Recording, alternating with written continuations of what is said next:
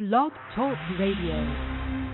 You're listening live to another ATL Prime Sports Edition. Todd Corder here in Atlanta, JJ on the other side of the town in the ATL, Mark Mancini in Los Angeles, and our producer Wayne in Memphis. You can get a hold of us, all of us, at ATL Prime Sports, Mark at Mancini Media, JJ at JJ Get You One, myself at Corder Todd, and our producer Wayne at RWY Jr. Hey guys, just thought I'd let you guys know that Anderson Cooper of CNN had the lowest rating record for Jeopardy. Speaking of Jeopardy, we'll start the show off with Aaron Rodgers. Later on, we'll talk about the Atlanta Falcons, the Braves, and Nick Saban along with Jimbo Fisher and their feud. But let's go quickly to Brett Favre. Speaking of Jeopardy once again, you guys all know about the Brett Favre saga. It all started during the draft when ESPN released the information that Rodgers was unhappy and likely to play in Green Bay this season. Adam Schefter decided to go ahead and release it then. It was his decision and his decision only. Guys, I find this very interesting. I want to say here at the very beginning of the show that, you know, I saw a thing on Twitter this morning talking about, will this hurt Aaron Rodgers' legacy? And my reply, if you guys don't mind, I replied to a couple folks in 92.9 The Game in Atlanta. I said, when it's all said and done, Aaron Rodgers is an all-time great quarterback, will have zero impact on his great career. Whether he stays in Green Bay, who knows? Has a quirky personality. Lots of athletes are polarizing off the field. Teammates don't have a bad word to say about him. In other words, this has zero to do with his legacy. JJ, what are your thoughts on that? I don't think this has anything to do with Rodgers' legacy. No, I don't think this will affect his legacy. I mean, Peyton Manning changed teams after an injury. You had same thing with Drew Brees. Quarterbacks change teams. He just publicly disclosed his displeasure with the organization. You ask anybody, you mentioned it, he's a standout teammate. He wants to win. He loves football. Former teammate fullback John Kuhn sat down with ESPN and had an interview, and he thinks there's a 70 to 75% chance that they can work this out, and Aaron Rodgers will still be your quarterback for the Green Bay Packers this fall. And I tend to agree with that. I see you look around the roster with Adams. They just re-signed Jones. Their first-round draft pick, Eric Stokes out of Georgia, solidifies one of their biggest needs, which was their secondary. So I think Aaron Rodgers and the front office and GM can work this out because they know, hey, right now we're Super Bowl contenders. Well, there's no doubt, JJ, you're right. This is a Super Bowl contending roster, and if they do happen to get rid of Aaron Rodgers and they don't get somebody like Russell Wilson, this club's not going to the Super Bowl. Jordan Love is not taking them to the Super Bowl in his first year. You know, it would be really sad. But Mark, you know, when the story broke once again after Schefter's decision to break it on draft day, Tom Silverman on PackersNews.com, a fantastic writer by the way, said the Packers must put team first and trade him. His response was, make the best of it with a trade. And Jordan Love right now, Mark, is the only quarterback on the roster. Regardless, the Packers are going to have to get a veteran quarterback coming up before training camp. But what are your thoughts on that quote?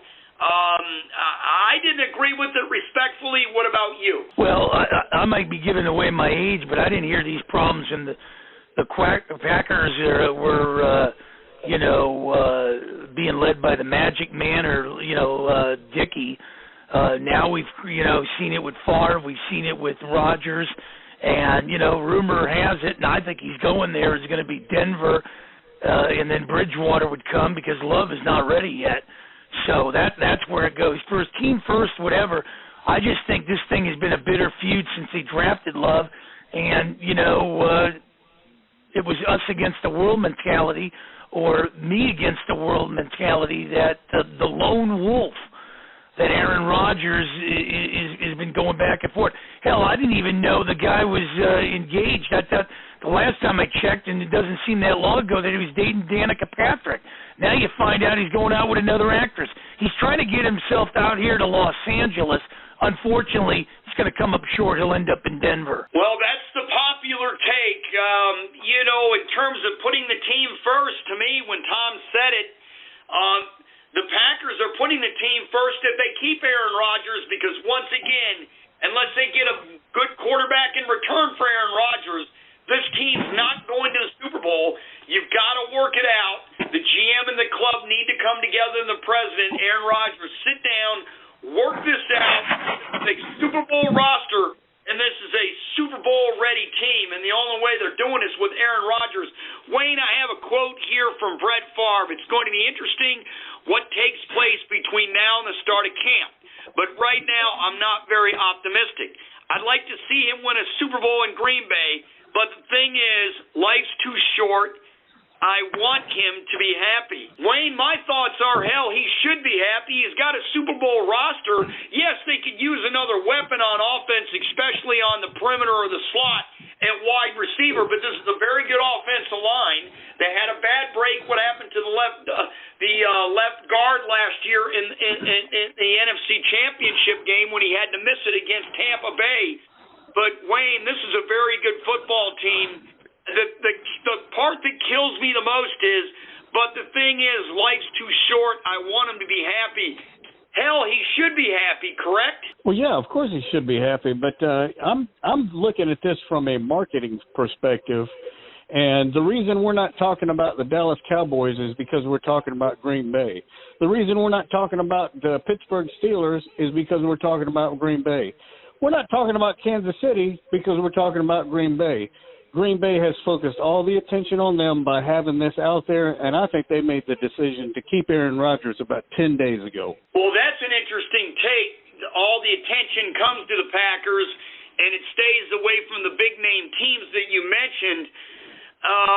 My thoughts are it's been going on a while. If you listen to the if you listen to the post-game press conference last year after Green Bay lost to Tampa Bay, my friend, he sounded dejected. He sounded like he wasn't coming back. And then Favre compares the situation, and it's what made me think of it, JJ, to Barry Sanders. Is it possible about early retirement with jeopardy? And I'm thinking, well, JJ, first of all, he can't do any worse than Anderson Cooper did on Jeopardy. Matter of fact, Brett Favre did very well. The ratings were the worst ever, which I said at the beginning of the show for Jeopardy with Anderson Cooper on. And number two, I don't really compare this a lot to the Barry Sanders situation. The Lions didn't have a Super Bowl-ready team. If they did, Barry Sanders, in my opinion, would have still played with them. This Green Bay team, going back to the theme again, JJ, is a Super Bowl-ready team. What do you think about Brett Favre's comments? I think Brett Favre was treated very similar in the same city for the same team when Aaron Rodgers was his backup. A lot of people wanted to see Aaron Rodgers take over, and it was a very similar situation. The team was winning. Brett Favre was playing at a high level, but Aaron Rodgers was a first-round draft pick and biting at his heels, per se. Similar situation here. I think Jordan Love was obviously a guy you can't miss on, so the Packers take him. And again, the situation comes up, what is this? It's been 10, 12 years since we saw this situation play out with Brett Favre, so he knows what he's talking about here. But again, I do think in the long run, you said it in the second part of your answer, I think Aaron Rodgers and the Barry Sanders situation is completely far-fetched because Barry Sanders, Detroit wasn't good.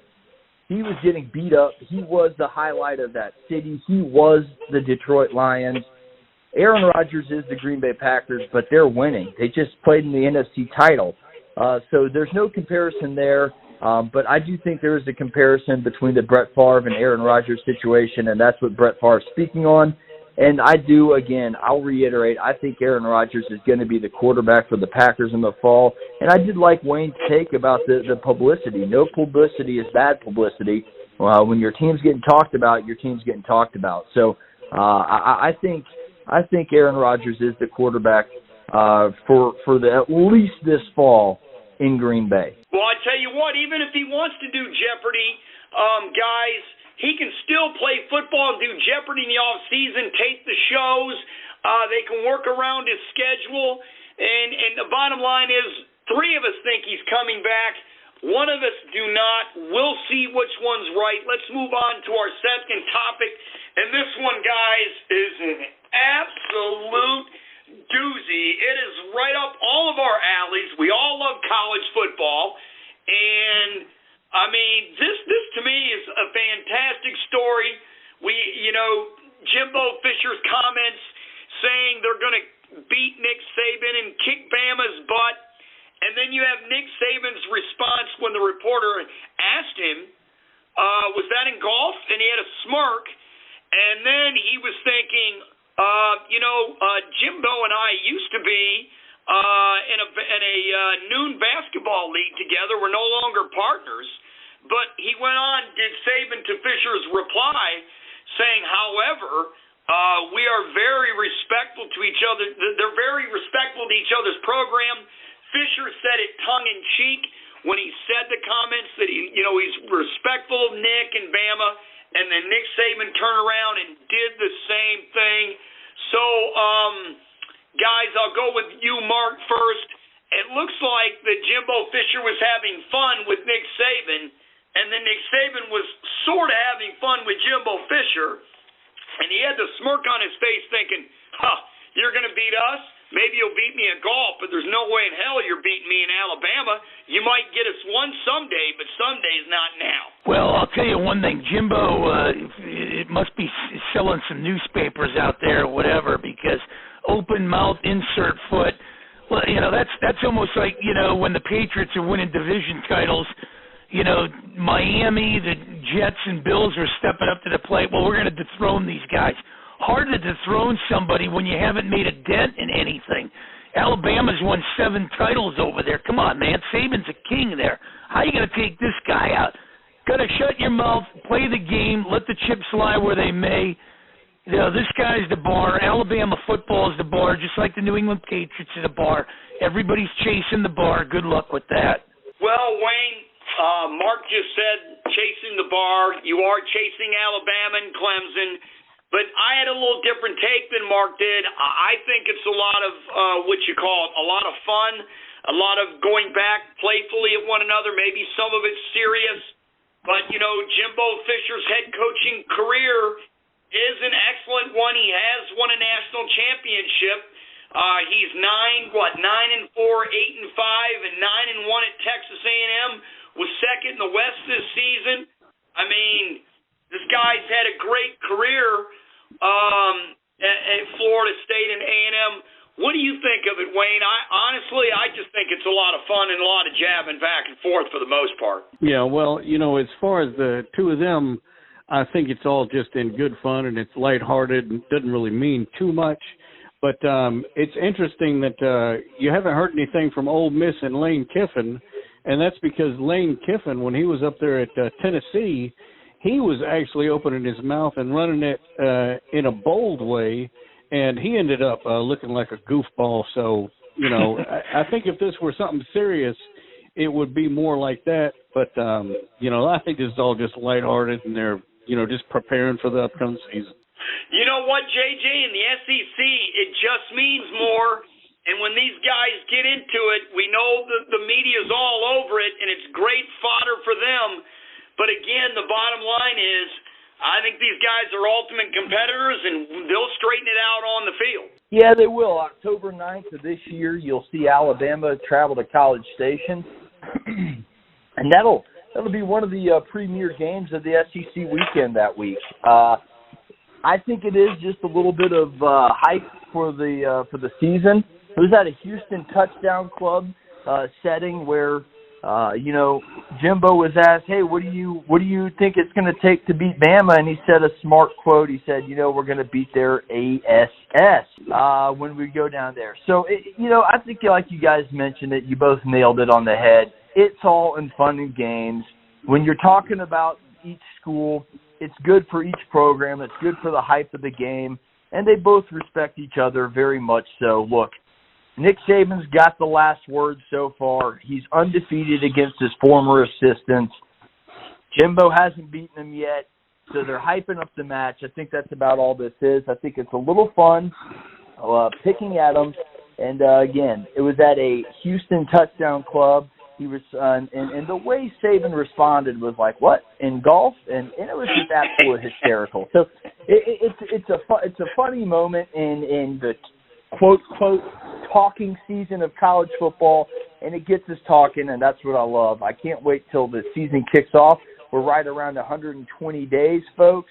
So about 4 months away, folks, from kicking off the college football season, and this is just one of those fodder talking points in between. Well, you can bet one thing, guys. Each program, each coach, each coaching staff, the players, they all have the Alabama-Texas A&M game circled on the calendar, and we'll see what happens. All right, let's go on to our third topic, the Atlanta Falcons and A.J. McCarron. They got him. They acquired him to back up Matt Ryan. Atlanta did not take a quarterback in the draft. That was our perspective from day one, despite the fans out there wanting Justin Fields. They didn't take him, but they've got A.J. McCarron, who is a quality backup, J.J., to back up Matt Ryan. But if the Falcons lose Matt Ryan for any extended period of time, let's say longer than 2 or 3 games, J.J., can this club still make the playoffs? I think they can. A.J. McCarron has had success in a fill-in role before when he filled in for Andy Dalton in 2015 for a 3-game stretch where they were in a playoff race, and he kept them well within that race. A.J. was 2-1 in those 3 games he started, threw for a 66.4 completion percentage, 854 yards in those 3 games, 6 touchdowns, 2 interceptions. And again, his quarterback rating was right around 100, I think a 97. So, yes, it's a big signing. When Matt Schaub retired, you had a void at that backup quarterback position.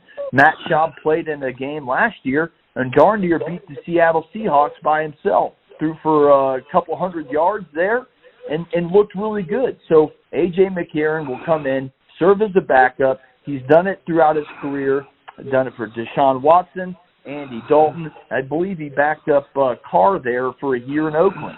So he's been a backup quarterback, knows how to read the clipboard, and Wayne mentioned it earlier before we got on air. He did play at Alabama, and he did have a connection with Julio Jones. So maybe that had something to do with it. I like the signing. I think it's great for the Atlanta Falcons. They filled a big void. They sure did. Mark, expect the Falcons to still sign another quarterback. They're going to need to go into camp with at least 3 or 4 of them. Any idea who they may try to sign, Mark? Well, who knows, but you know what? I'm a big A.J. McCarron. I just think it's been bad organizations that he's been with. If this kid went to New England or Pittsburgh to start, this kid would have been getting the headlines that he deserves. He was a mainstay at Alabama. Look where he's been, like J.J. alluded to, Houston, Cincinnati, the Raiders. Come on, man. Now he finds a home in Atlanta. Stone's throw from Bama. I like this, man. I like this pickup. And if Ryan goes down, he's got targets there to throw to with Pitts over there. I'm telling you right now, boys, the Falcons are going to the playoffs. Do they need more quarterbacks? I don't know. Get another guy to back them up maybe or something. But, McCarron is going to be a mainstay in Atlanta. You heard it here first. I like what you said, but, they're going to have to sign somebody. You can't go into camp with just 2 quarterbacks. Wayne, you heard it. Mark said your Falcons, and JJ, your Falcons are going to the playoffs. Wayne, are you ready to back up Mark's prediction here in the month of May, or do you want to wait and see? Well, you know, if you're going to ask me anything about my Falcons predictions, I'm going to go to the fan side of the fence and say I expect them to go undefeated and win the Super Bowl. But that's just a fan in me, and so, of course, I'm excited to have McCarron there. He's an experienced quarterback and not anybody that has to get used to the scheduling and the speed of the NFL. He's already there. All right, JJ, you're telling me the Falcons do have a third quarterback. I did not see that. Who is that? Yeah, that's going to be quarterback Felipe Franks, former Florida Gator, graduated from Arkansas in a grad transfer rule there. Backed up Kyle Trask, was beaten out there. So the quarterbacks will be Matt Ryan 1, A.J. McCarron 2, Felipe Franks 3. So you'll have some good competition there at the backup role. Right, that slipped my mind. The Alzheimer's must be getting in me also. So sorry about that. I'm glad you guys cleared that up, because when I hear the name Felipe, I'm thinking the kid must be from Montreal and his last name must be Boucher. Yeah, it's possible. I mean, they did sign him from Arkansas. He played this year against Georgia. It did slip my mind, but regardless, the Braves will probably sign one more quarterback in camp. They always do. Let's go to our final subject of the evening here on ATL Prime Sports. We got about 8.5 minutes remaining. The Braves, they sweep, as Skip Carey would say. Braves win, Braves win, Braves win.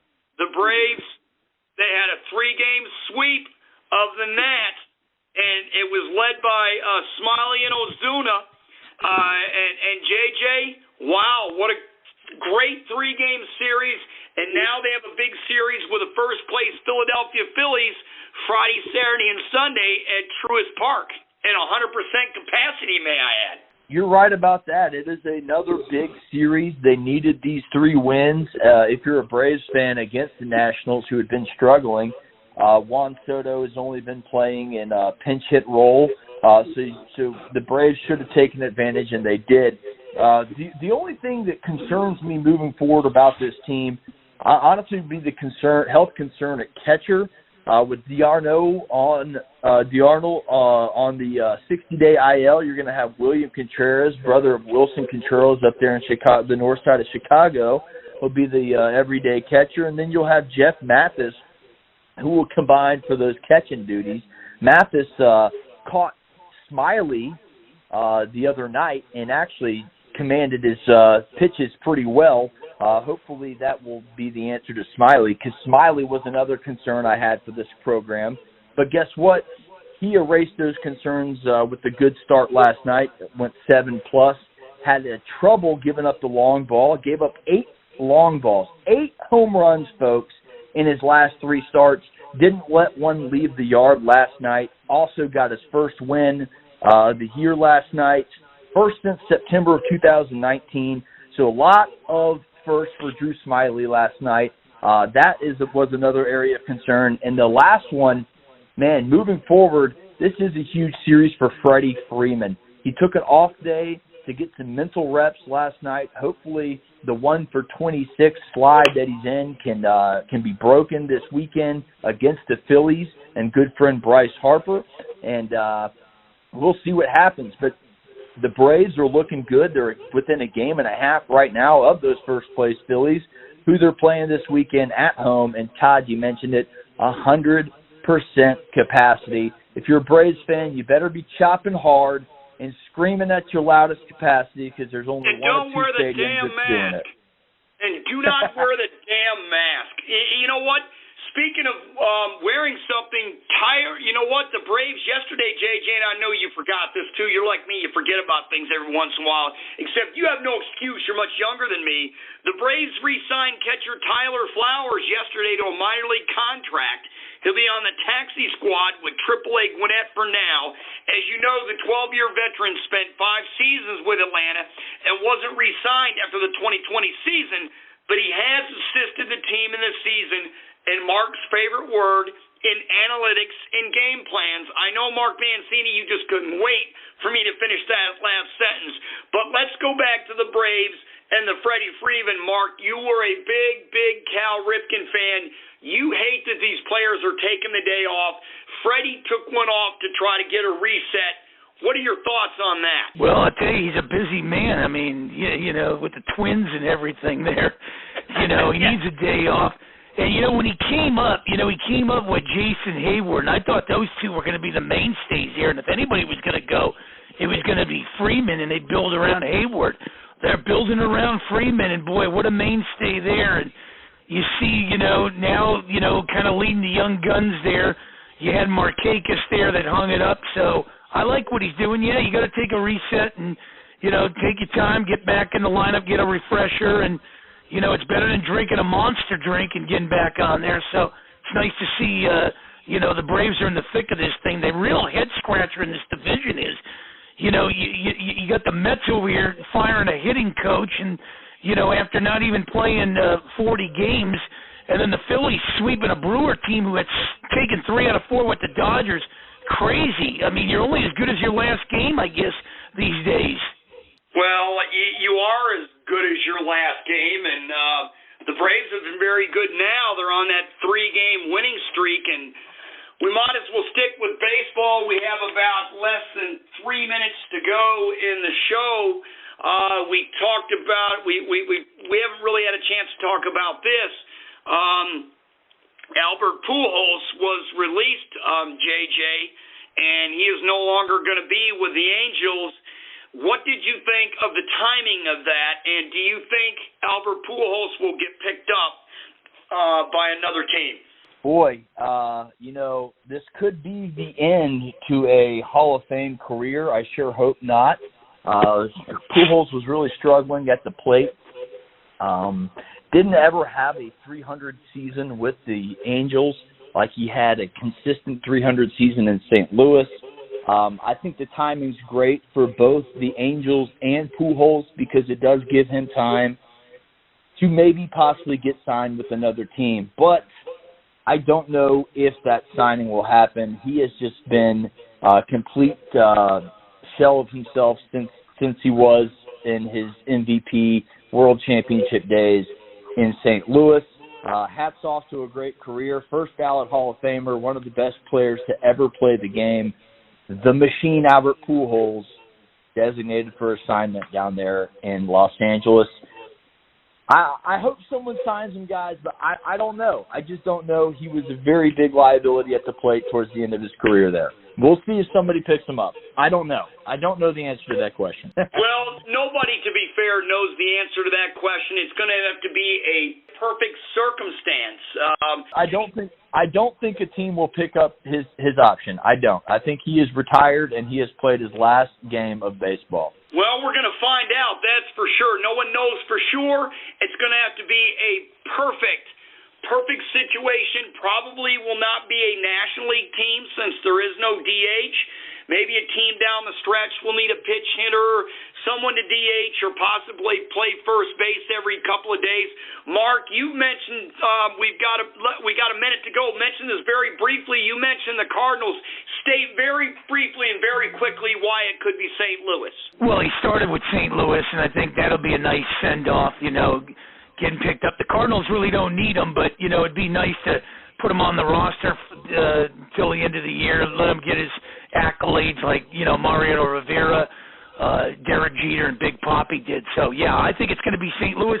If nobody picks him up like JJ says, this guy's going to be on Molina's staff when he'll be the next Cardinal coach as a hitting coach, Albert Pujols, and he'll make a darn good one. JJ, real quick, about less than 30 seconds, you had breaking news out of the University of Texas. Yeah, I wanted to give our thoughts and prayers out to the Ettlinger family. They lost their son, Jake. He was the brother of quarterback Sam Ettlinger for Texas.